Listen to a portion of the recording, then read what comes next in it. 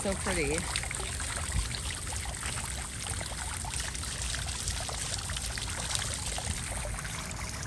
Hi, I'm Alexis Kitty. That's my childhood nickname. For my doctoral program, I'm the unapologetic butterfly, which is super cool. I am celebrating my doctoral graduation. It is in doctoral education and educational leadership for social justice. So I'm super proud of that. I grew up in St. Petersburg, Florida, in the Tampa Bay area. It's something that I have shied away from a lot. I would tell people I'm from Florida, I'm from that Bay Area.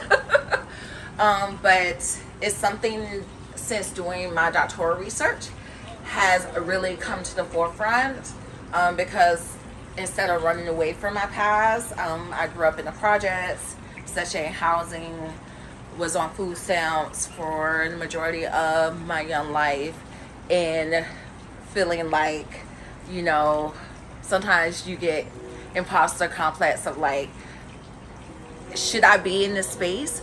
But yes, I should be in this space because I worked really, really hard to be here. Alexis Gibson.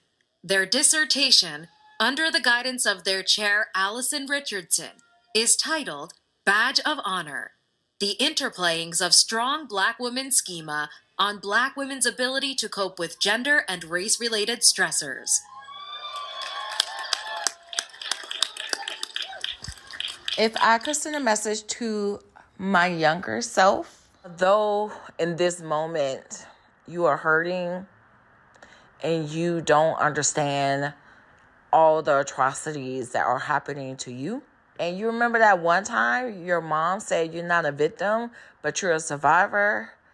If you look at everything, no matter how painful it was, no matter how sad it was, no matter how confusing it was, you always survive. And you will always survive. And you will not only survive, but you will thrive and you will persevere.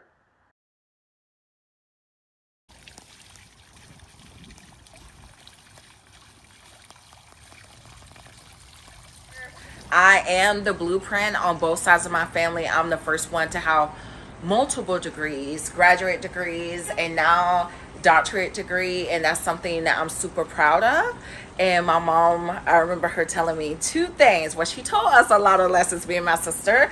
But she told me in elementary school, get your doctorate and travel the world. And I'm blessed to be able to say I've done both of those things. So that's core to who I am. I'm a survivor.